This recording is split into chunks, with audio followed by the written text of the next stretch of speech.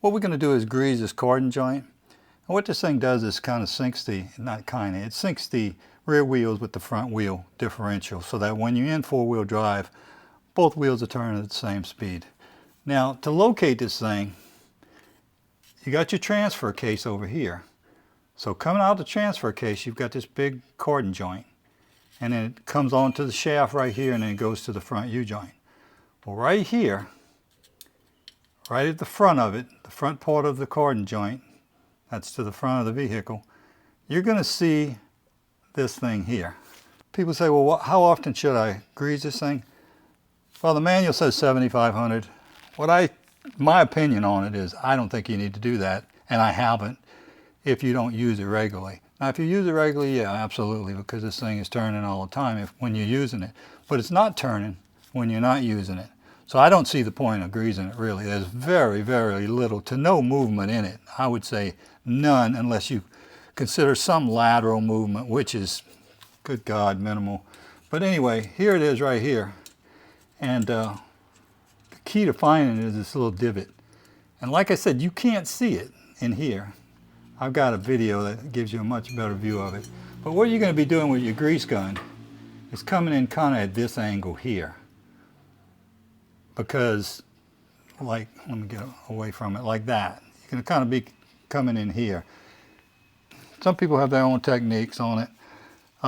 Some people come in front of that transmission cable, some come behind it. It's up to you. I mean, I don't have any real opinion on it, whatever works.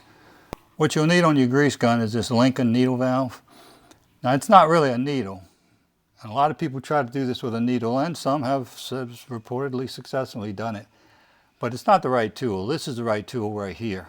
You don't want to try to stick a needle in that little fitting and maybe break it off or something. This is not going to break off on you. And all it is you're just creating a seal right here, which is what makes it so tough, because a regular dessert fitting will latch on. This thing will not latch on. It's just strictly how hard you push on it. And then what you do after you grease this is you go behind it and you look and see if you got any grease coming out. Now you can tell, you want to give it about 3 or 4 pumps is all. And you can tell whether it's going in or not, because if it's not backing up on you right here, it's going in. It has no other place to go.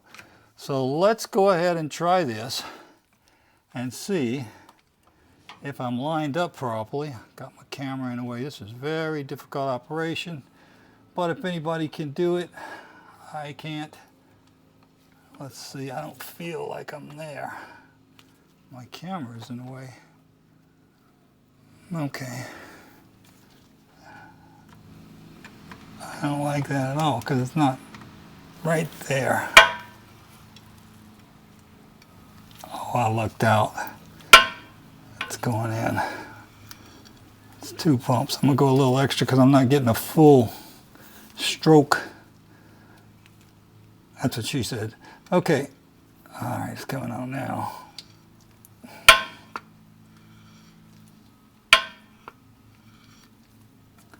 Just gotta hold some pressure on it, that's all there is to it.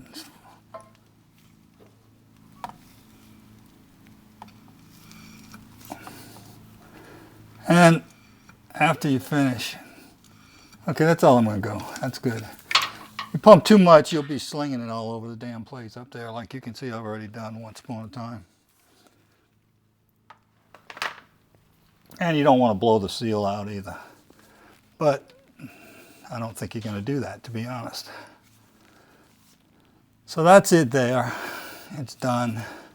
It's not a hard job, it's just a pain in the ass job.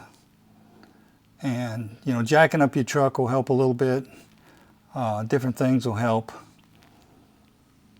Get under here, get comfortable with it, get comfortable with your surroundings if that's possible. And just do your best. You'll get it, and it's there. Just get the right tools.